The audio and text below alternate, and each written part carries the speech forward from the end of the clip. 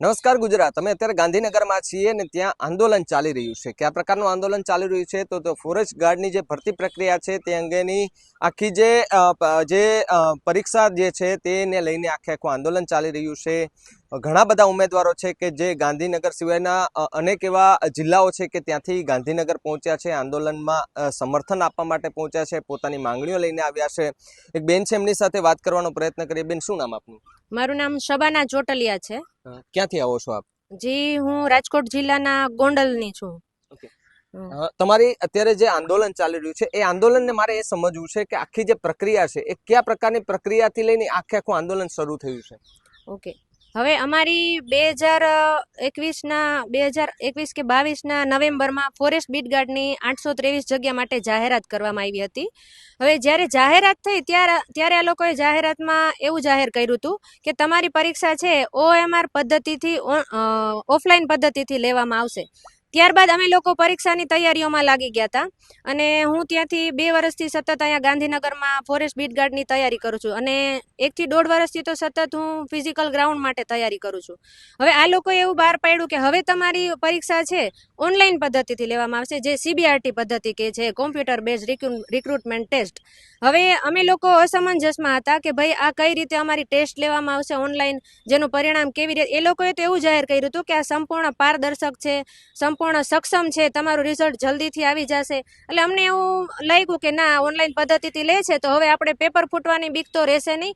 એટલે અમે લોકો કીધું આ CBRT પદ્ધતિ સમજવાના કરતાં અમે લોકો તો અમારી તૈયારીઓમાં લાગેલા હતા. હવે કોઈ વાતે પરીક્ષાની તારીખ જાહેર કરતા નહોતા. માંડ પરીક્ષાની તારીખ આ લોકોએ જાહેર કરી. હવે પરીક્ષા આપ્યા બાદ દિવસમાં 3 શિફ્ટ હોતી હતી, સવારે, બપોરે અને સાંજે. એક પેપર સહેલું હોય, એક પેપર મધ્યમ હોય, એક પેપર અઘરું હોય. એવી રીતે અમારી પરીક્ષાઓ લેવામાં આવી અને ટોટલ 48 શિફ્ટમાં અમારી પરીક્ષા લેવામાં આવી હતી. ત્યારબાદ એ લોકોએ એવું કીધું કે એ પરીક્ષામાં તમારે નોર્મલાઇઝેશન સિસ્ટમ લાગુ કરવામાં આવશે. જે એવું કહેવાય છે કે જે એક પેપર સહેલું અઘરું હોય, જાણે કે આપણે કેમ ગાડીઓને એવરેજ કાઢે, એમ અમારા પેપરની એ લોકોએ એવરેજ કાઢી. જે અમને તો કાંઈ ખબર જ નથી એ સિસ્ટમ શું છે, કેવી રીતે એનું રિઝલ્ટ આવ્યું. એ લોકોએ કીધું નોર્મલાઇઝેશન સિસ્ટમ એવી કે જેમનું પેપર સહેલું હોય, જેને 150 માર્ક્સ આવ્યા હોય, એમના ઘટી જશે, અને જેમનું પેપર અઘરું હોય, જેને 150 માર્ક આવ્યા હોય, એમ સહેલું પેપર હોય એમના વધી જશે અને અઘરું પેપર હોય એમના ઘટી જશે. આવી નોર્મલાઇઝેશન સિસ્ટમ લાગુ કરવામાં આવી. હવે PDF જે જાહેર થઈ છે, 30 તારીખે સાંજે એક PDF જાહેર થઈ. એ લોકો 8 ગણા લોકોને ફિઝિકલ ટેસ્ટ માટે બોલાવવામાં આવ્યા હતા.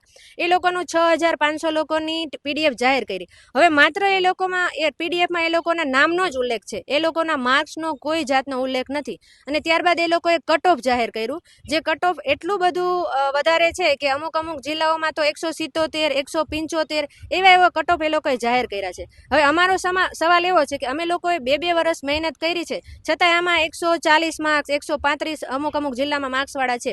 હવે એ લોકોના PDFમાં નામ છે નહીં, તો આ લોકોએ એવી તો કેવી મહેનત કરી હશે કે 175, 177 એ લોકોના માર્ક્સ છે. અને નોર્મલાઇઝેશન કેવું એવું લાગુ કર્યું. ઘણાને 50 માર્ક્સનો વધારો થયો છે, 50 માર્ક્સનો ઘટાડો થયો છે. તો આવું તો નોર્મલાઇઝેશન સિસ્ટમ કેવી હોય, જાણે કે બીજી પરીક્ષામાં જો point 1 થી પણ વિદ્યાર્થી રહી જતો હોય છે, ઇન થતો હોય છે, આઉટ થતો હોય છે, તો આટલા માર્ક્સનો વધારો ઘટાડો કરવાથી અમારા ભવિષ્ય સાથે આ લોકોએ મજાક કરી છે. અમે લોકો જે જાજા માર્ક્સવાળા છીએ, ખરેખર અમે ફોરેસ્ટ ઉમેદવારમાં લિસ્ટમાં આવવા માટે અમે લાયક ઉમેદવારો છીએ. હવે અમારા લોકોના કોઈના નામ નથી. જે લોકોએ ખરેખર ગ્રાઉન્ડમાં અમે સતત શિયાળો, ઉનાળો, ચોમાસું રાત દિવસ અમે લોકોએ મહેનત કરી છે, અમારા પગમાં એન્જરીઓ આવેલી છે, છતાં અમારા માર્ક્સ નથી. અને આ લોકોના કોણ છે લિસ્ટમાં એ ખ્યાલ નથી. જે એ લોકો લિસ્ટમાં નામ છે એ લોકો પણ અમારી સાથે આંદોલનમાં જોડાણા હતા કે ભાઈ અમને પણ અમારા માર્ક્સ જાણવા છે. હવે માર્ક્સ જાણવાનો અમારો સંપૂર્ણ અધિકાર છે. જાણે કે ચૂંટણીઓમાં એ લોકો છે, ચૂંટણી માટે લડે છે, તો તમે જીતા હોય ને હું હારી હોય તો હું તો પૂછું તો ખરી ને કે ભાઈ તમે કેટલા વોટથી જીતા છો એમ. એ લોકો કેટલા મતેથી આગળ વધ્યા, કેટલા મતેથી પાછળ રહ્યા, એવું એ લોકો મતમાં કેવી રીતે જાહેર કરે છે. તો અમારા માર્ક્સ જાહેર કરવામાં એ લોકોને વાંધો શું છે?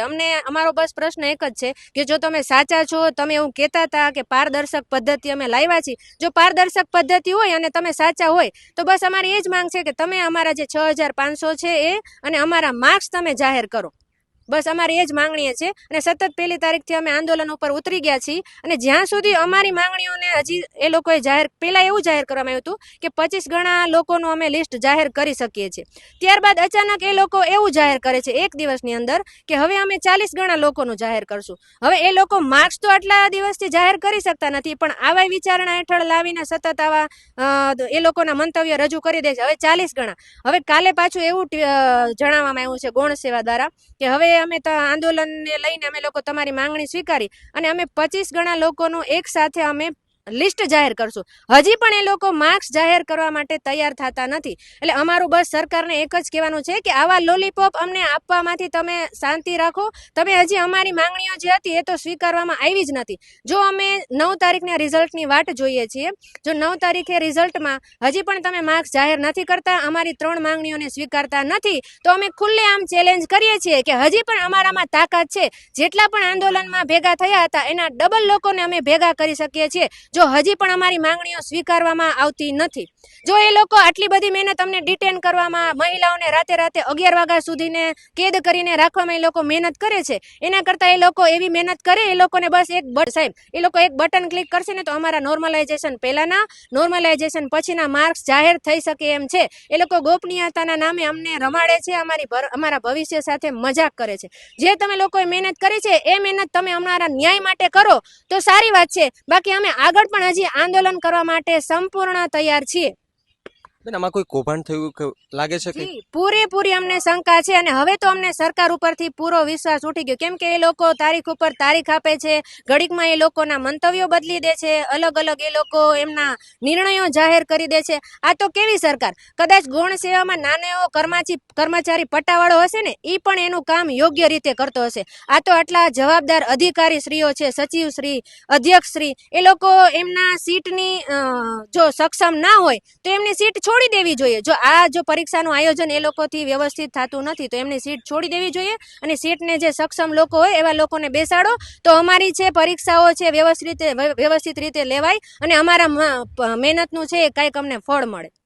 જ્યારે ગાંધીનગરમાં આંદોલનો થયા છે, જેટલા આંદોલનો થયા છે, ત્યારે પોલીસ ડિટેન કરે છે અને ડિટેન એવી રીતે કરે છે કે આપણે જોઈએ છે કે હદ પાર કરી દે છે. તો એમાં આપણે ટેટાટ વખતે પણ જોયું છે કે મહિલાને પણ એવી રીતે ઢસડી લઈ જવામાં આવી હતી. તો આંદોલનમાં પણ એ જ પ્રકારના દ્રશ્યો ગઈકાલે જ મેં એક વિડીયો જોયો હતો કે જેમાં ઢીકાપાટું મારીને એ લોકો ત્યાં ચડાવે છે. તો આ કેટલું યોગ્ય કહેવાય ખરું? એ તો ગુજરાતની જનતા જોઈ જ રહી છે. અમને મહિલાઓને પણ એવી રીતે ડરાવવામાં આવ્યા હતા કે તમને લોકોને અત્યારે ડિટેન કર્યા છે, હવે જો બીજી વખત તમે દેખાશો તો અમે તમારી ઉપર ગુનો લાગુ કરી શકીએ છીએ, તમારી ભવિષ્ય પણ આમાં બગડી શકે છે. પણ મારે સાહેબ આ લોકોને એ કહેવાનું છે કે અમે કોઈ અપરાધી કે કોઈ ચોર નથી તો તમે અમારી સાથે આવું વર્તન કરો છો. અમે પોલીસ તંત્રને બસ એટલી જ અરજી કરવા માંગીએ છીએ કે અત્યાર સુધી તમે અમારો સપોર્ટ કર્યો છે. અમારે પોલીસ તંત્ર સાથે કોઈ વિરોધ નથી, અમારો વિરોધ સરકાર સાથે છે અને પોલીસ તંત્ર અમને સાથ આપે છે. અમુક અધિકારીઓ છે જે આવી રીતે અમને ડરાવવામાં આવે છે, પણ અમે ડરવાવાળામાંથી નથી. કેમ કે અમે છે નિર્દોષ છીએ, અમે અમારા હકની લડાઈ માટે નીકળ્યા છીએ અને બંધારણમાં અમારે પૂરો અધિકાર છે અમારા ન્યાય માટે લડત લડવાનો. બસ અમે અમારો હક જ માંગીએ છીએ. અમે કોઈ ચોર નથી કે અપરાધી નથી તો અમારી સાથે આવું વર્તન કરવામાં આવે છે. અમને રાતે સવારમાં વહેલા અમને ડિટેન કરી લે છે, અલગ જગ્યાએ લઈ જઈને રાખે છે. 11 12 કલાક અમને છે કેદ કરીને રાખવામાં આવેલા હતા. હવે અમે તો એવો તો કયો ગુનો કર્યો છે? આ મહેનત તમે જે રીઢા ગુનેગારો ફરે છે, જે ચોર લોકો ફરે છે, એના ઉપર એ તો રીઢા ફરે છે અને અમે અમારા ન્યાય માટે લડવા માટે નીકળ્યા છીએ તો અમને પકડે છે.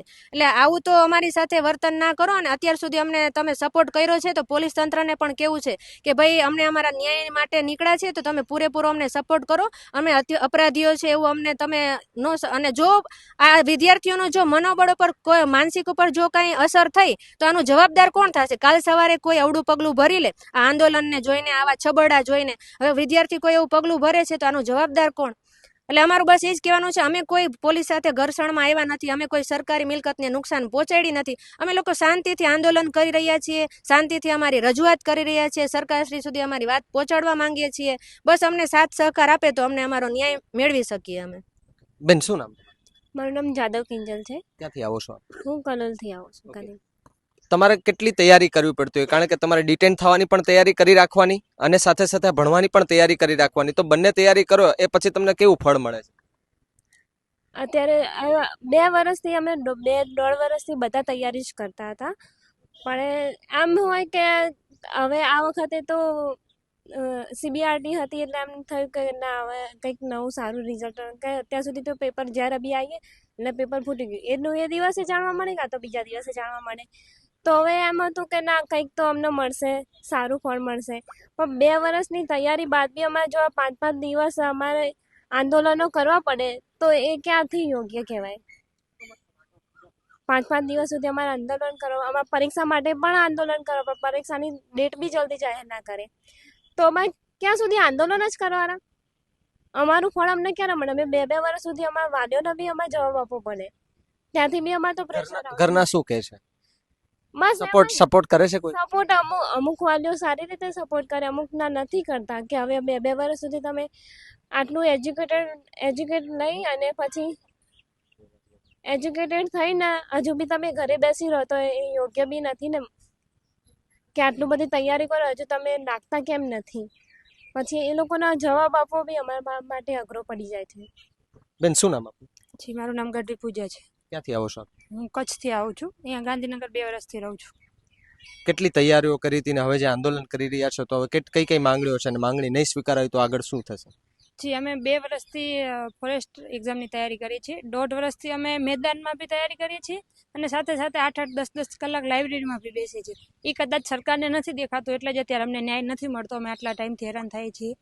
કાલે અમને ડિટેન કરવામાં આવ્યા, ત્યાં ખવડાયું પીવડાયું નહીં એમને એમ, તો એમને કોઈ ઉપર જીવ બળતો નથી. અમારી માંગણી કોઈ ખોટી નથી, અમે એટલું જ કહીએ છીએ કે અમે નોર્મલાઇઝેશન સાથે અને નોર્મલાઇઝેશન વગરના માર્ક્સ માંગીએ છીએ. અમે કોઈ એમની સાથે એમ નથી કહેતા કે અમને સરકારી મિલકતમાં ભાગ આપો, તો બી અમને ડિટેન કરે છે.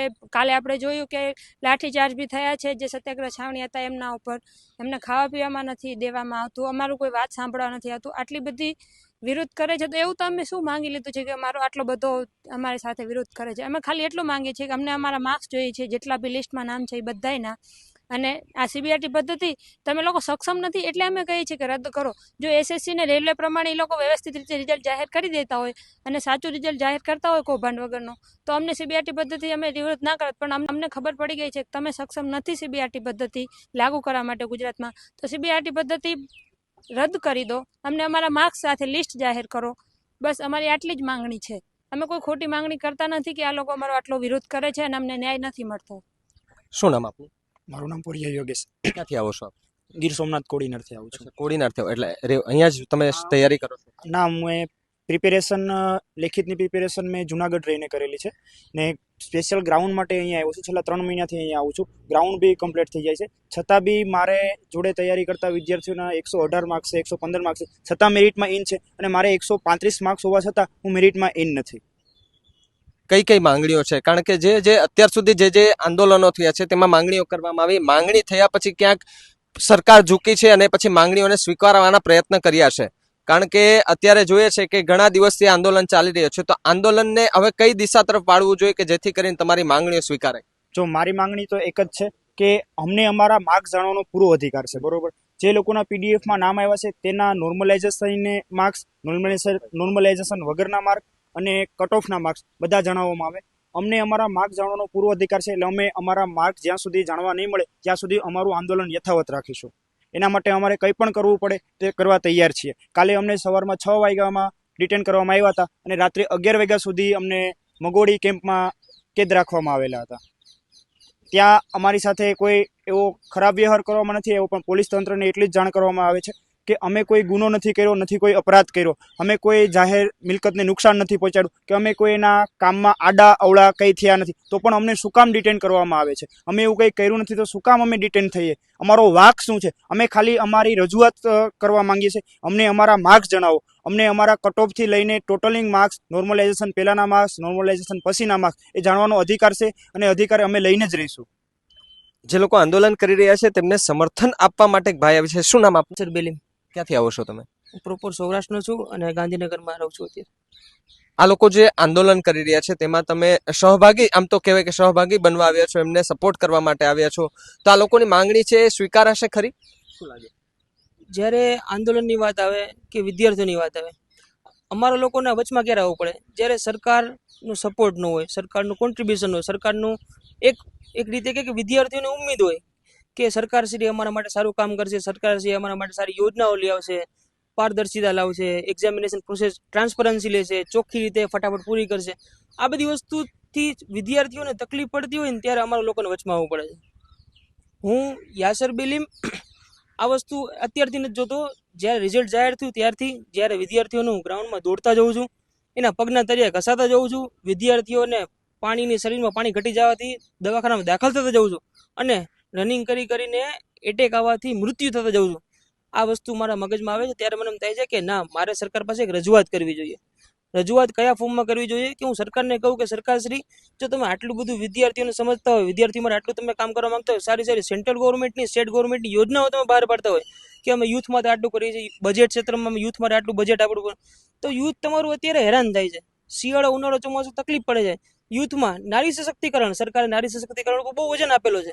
નારી સશક્તિકરણ ઉપર હું તમને એક ઉદાહરણ આપવા માંગુ છું કે એ જ નારી જેના માટે તમે આટલું બધું સોશિયલ મીડિયામાં, ગવર્મેન્ટમાં, બજેટ સત્રમાં, લોકસભાના સત્રમાં અને વિધાનસભાના સત્રમાં જો તમે આવું દેખાડો છો કે નારી સત્ર માટે આટલું કામ કરી, એ જ નારી રાત્રે ખુલ્લા આસમાન નીચે કોઈ પણ સપોર્ટ વગર, ખાધા પીધા વગર સતત એક જમીન ઉપર આંદોલન કરવા બેઠી છે. એ જ નારી જેને પોલીસ ડિટેન કરીને સાંજ સુધી, રાત્રે 11 વાગ્યા સુધી એ લોકોને છોડે છે ને પછી એમ કહે છે તમે તમારી રીતે સગવડતા કરી લેજો, તમને એક પર્ટિક્યુલર જગ્યા છોડીને અમે જતા રહેશું. આ તમે નારી માટે તમે તમારા દિલમાં, જો થોડોક તમારો દિલ સોફ્ટ ન હોય તો હું તમને એક વસ્તુ કહેવા માંગુ છું કે આ એ જ નારી છે જેણે ભારતને આઝાદ કરાવવા માટે ઘણા કોન્ટ્રીબ્યુશન આપેલા છે. આ એ જ નારી છે જેને આપણે માતા કહીએ છીએ, ભારત કી માતા. નારી ઉપર તમે આટલું બધું કહેવા માંગો છો કે નારી આટલી ત્યારે હેરાન થાય છે, વિદ્યાર્થીઓ હેરાન થાય છે. આજથી વાત કરું તો કાલે વિદ્યાર્થીઓને સવારથી લઈને સાંજ સુધી ડિટેન કરેલા. ડિટેનનો ક્રાઇટેરિયા શું છે કે તમે ડિટેન કરો તો પર્ટિક્યુલર તમારે વિદ્યાર્થીઓને તમે એક જગ્યાએ લઈ ગયા. હવે આંદોલનકારીઓ હોય, જે વિદ્યાર્થીઓ આંદોલન ઉપર છે, એને એક માંગ છે. એ માંગ તમે સ્વીકારવા માટે તમે સક્ષમ નથી કે તમે દેખાડતા નહીં માંગ તમે પૂરી નથી કરતા, તો એક થર્ડ પાર્ટી એટલે કે એક સરકારની એક પાર્ટનો યુઝ કરવા માંગે છે, પોલીસનો યુઝ કરવામાં આવે છે. પોલીસનું કામ એવું હોય છે કે અધિકારીઓનો એક નિર્ણયનું પાલન કરવું. પોલીસ ઇનિશિયેટિવ 100% ઓનેસ્ટી બતાવે છે, પોલીસ સપોર્ટિવ પણ છે.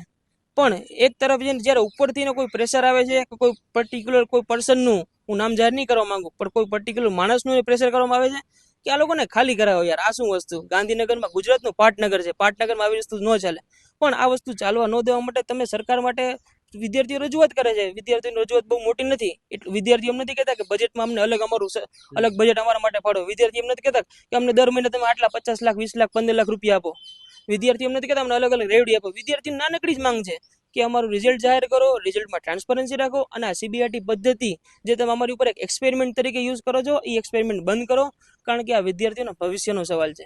આ વિદ્યાર્થીઓનો ભવિષ્ય, જ્યારે વિદ્યાર્થીઓ 1 વર્ષ, 2 વર્ષ, 3 વર્ષ આવી રીતે તનતોડ મહેનત કરતા હોય, રાત દિવસ જાગીને આવી રીતે લાઇબ્રેરીમાં, ગ્રાઉન્ડમાં આવી રીતે મહેનત કરતા હોય, તો તમારી મહેનત જોવી જોઈએ. તમારો પર્સનલ સ્વાર્થ કે તમારી પોલિટિકલ કોઈ ઇમેજ ચેક કરવા કરતાં તમે જો વિદ્યાર્થીઓના હિતમાં કામ કરો તો વિદ્યાર્થીઓ તમારા માટે ઓલવેઝ સપોર્ટિવ છે.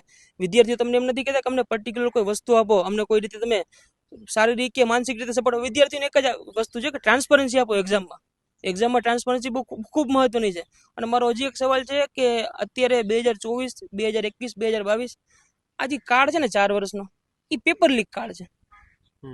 પેપર લીક થતું હોય, પેપરમાં છબડકા હોય, ટ્રાન્સપરન્સી ન હોય, એક્ઝામમાં સેટિસ્ફેક્શન ન હોય. હું તમને એમ કહું છું કે આ યુથ પાસે તમે એક્સપેક્ટેશન રાખો છો કે ભારતનું ભવિષ્ય છે, કે ભારતનું ભવિષ્ય આ થશે, વિદ્યાર્થીઓ માટે, યુથ તમારા માટે આટલું કામ કરશે, પણ તમે યુથને સપોર્ટ જ નથી કરતા. હાલ ઓલિમ્પિકમાં ભારતનું ખૂબ સારું પ્રદર્શન છે, પણ આ પ્રદર્શનનું પાછળ કોણ છે? શું કોઈ 40 વર્ષના, 50 વર્ષના કોઈ વૃદ્ધ અવસ્થાના વ્યક્તિઓ કોઈ રમવા ગયા છે? નથી ગયા. યુથ રમવા ગયું છે. તમે આ યુથને સપોર્ટિવ કરો તો યુથ ભારતના ડેવલપમેન્ટ માટે ઓલવેઝ વર્ક કરશે. જય હિન્દ. તો જે ઉમેદવારો છે, ઉમેદવારોની સાથે વાતચીત કરી, એની આપવીતી સાંભળી, અને જ્યારે આપવીતી સાંભળી ત્યારે એવું થયું કે જે લોકો માંગ કરી રહ્યા છે તે માંગ કદાચ હવે નહીં સ્વીકારાય તો એ આંદોલન છે તે ઉગ્ર બનતું હોય તે પ્રકારનું દેખાઈ રહ્યું છે. કારણ કે ગઈકાલના જે દ્રશ્યો સામે આવ્યા કે ગઈકાલે જે આખું જે આંદોલન હતું, જે અહીંયા સત્યાગ્રહ છાવણી ખાતે ત્યાં આગળ આંદોલન કરતા હતા, ત્યારે અડધી રાત્રે જ્યારે પોલીસનો કાફલો આવ્યો અને પછી આ લોકોને ત્યાંથી વેરવિખેર કરી નાખ્યા.